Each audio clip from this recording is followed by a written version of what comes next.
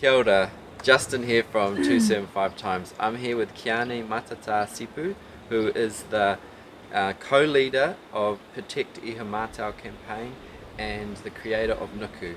And just going to be talking to her around how we stay resilient around this tricky time. Qiane, what would be some of your advice from what you've learned over your campaigns and through your work around how to stay resilient as people start to head into this period of lockdown? I think, our emotions can get the better of us sometimes, and things can feel quite intense and feel like they're not going to end, and or those intense feelings are not going to end. But it's really important to remember I have this saying that I say to myself, which is, this too shall pass.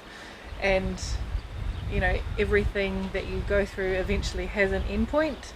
And so this situation we're in right now will have an end point. So thinking about timelines and timeframes, just to help your mind not wander too far into what ifs and how longs and all of that kind of stuff.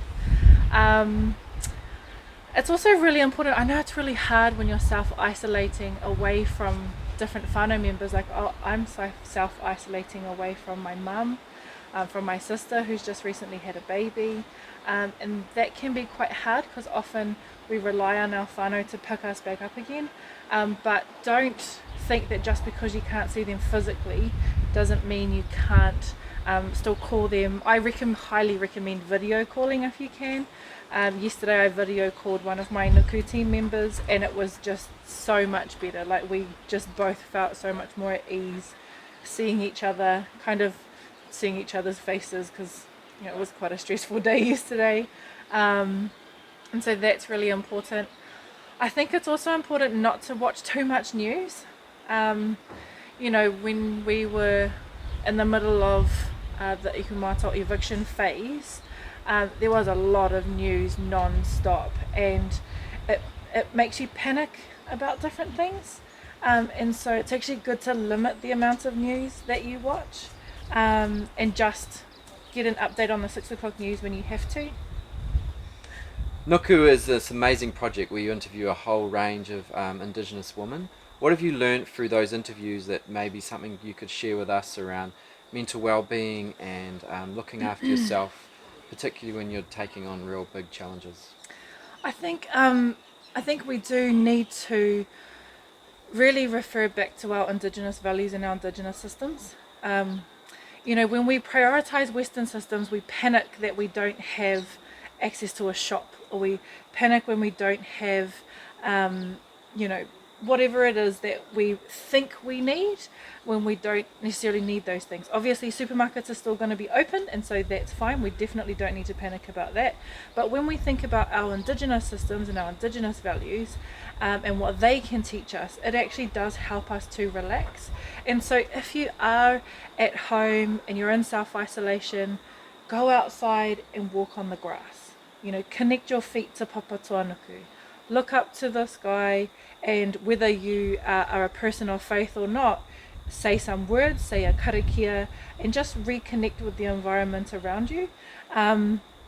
If you are able to go to the beach or go to a river where there aren't any other people, because self-isolation still allows you to do those things, then I would highly recommend going to do that, once a week or once every couple of weeks, and just have a pure, like cleanse yourself of your feelings and of your anxiety and of your stresses, and reconnect back into who you are as an indigenous person. I think this time is an opportunity for us to reconnect with those things, for us to slow down, and for us to really revert back to, if we have been disconnected from, those indigenous values that we can start to learn more about and embrace while we're at home. Okay, Qiane, so what are some resources that could help people do that reconnecting that you're suggesting?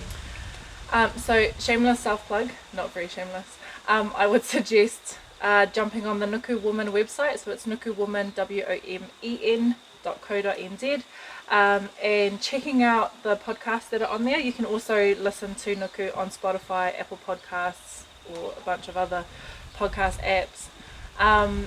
because there are so far 29 out of 100 Kikas Indigenous wahine whose stories are being shared on there, their kōrero, their experience, their collective wisdom. And so while you've got time at home, jump on there.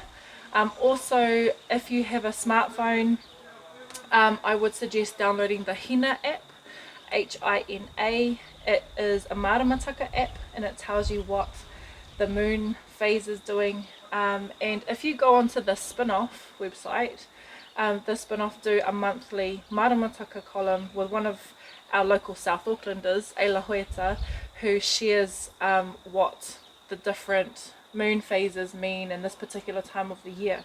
So it's a really good way to reconnect again to our Indigenous systems, to get some new mātauranga into us, but also to just have something that we can read and listen to that isn't related to this pandemic.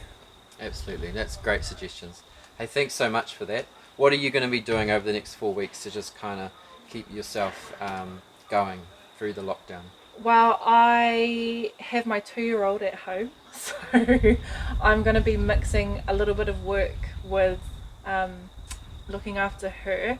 One of the things that we were able to do, so my husband and I are both still in what they describe as essential work or essential services, and so he's managed to actually just talk to his boss and start earlier so he can finish earlier so that I can still get some work done in the afternoons. And so I encourage people that if you can, talk to your boss about your situation, and they're being quite flexible at the moment to try and make it work when we have kids at home, because I know that's going to be quite hard for a lot of families, especially if you do want to continue to be able to work or stay ahead of your business if you have one. I'm going to be spending time with my daughter and teaching her lots of different things. We're just going to make some Play-Doh and have a look out in our garden and you know, see what we can do with leaves and branches and some of the apples on the tree, and what can we make, and just really looking at the resources around us.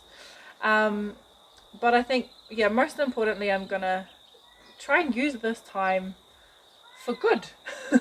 It's not often we get, well, I don't want to say we get 4 weeks off, but it's not often that we actually have time like this with our families, almost like forced to reconnect with your family, and it's needed in today's society. It's an opportunity for us to really spend that quality time with our kids, to cook something from scratch, and to clean the house, because actually I've already started doing that. And those are things that, because I'm often so busy, never get to do. So I'm going to just take advantage of being able to do that while still having to work. Cool. Hey, thanks heaps, and thanks heaps, whānau. Just remember to stay safe, informed and connected, and we'll get through this together. And please don't panic buy, whānau. Please don't panic buy.